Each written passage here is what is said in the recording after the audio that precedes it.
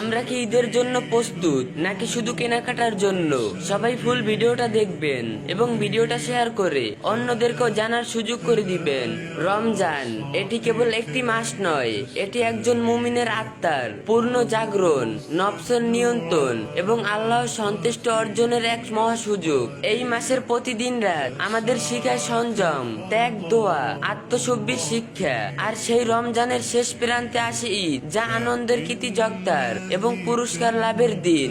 এই ঈদের কেনাকাটা নিয়ে প্রশ্ন ওঠা খুবই স্বাভাবিক। এটি কি ইসলামে বৈধ নাকি এতে কোনো সীমাবদ্ধতা রয়েছে? ইসলামে একটি ভারসাম্যর ধর্ম। এটি মানুষের স্বাভাবিক চাহিদা, সৌন্দর্যবোধ এবং আনন্দকে অস্বীকার করে না, বরং কোরআনে আল্লাহ তাআলা বলুন আল্লাহর দেওয়া শোভা ও পবিত্র রিজিককে হারাম করেছে। এই আয়াত আমাদেরকে স্পষ্টভাবে বুঝিয়ে দেয়, হালাল উপায়ে সুন্দর পোশাক পরা, ঈদের দিন নিজেকে পরিপাটি রাখা এসব সম্পূর্ণ বৈধ, বরং এটি আল্লাহর নিয়ামতের প্রকাশ।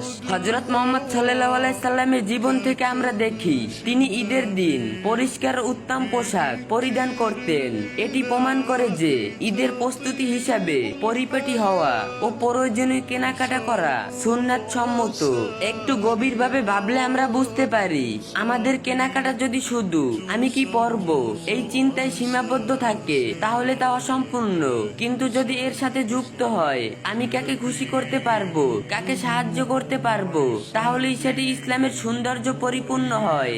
সুতরাং ঈদের দিন কেনাকাটা নিয়ে কোনো সমস্যা নয়। সমস্যা তখনই হয় যখন এটি অপরিচিত রূপ নেয়, অহংকারে পরিণত হয়, অন্যকে ছোট করে দেখানোর মাধ্যম হয় বা আল্লাহর স্মরণ থেকে গাফেল করে দেয়।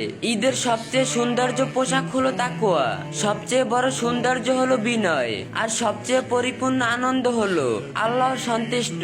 যে ব্যক্তি এই ভারসাম্য রক্ষা করে কেনাকাটা করে, সে শুধু ঈদের প্রস্তুতি নেয় না, সে তার ঈমানকে শুভ্র করে, তার রোজার শিক্ষাকে বাস্তব রূপ দেয়।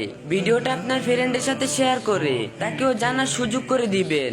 ইসলামের যে কোনো বিষয় সুন্দরভাবে জানতে, বুঝতে এবং মহা জরুরি মাসালাগুলো সহজে পেতে আইডিটা ফলো দিয়ে রাখুন। আর ভিডিওটা ভালো লাগলে যে যা পারেন একটু বেশি বেশি কপি লিংক কইরা দিয়েন।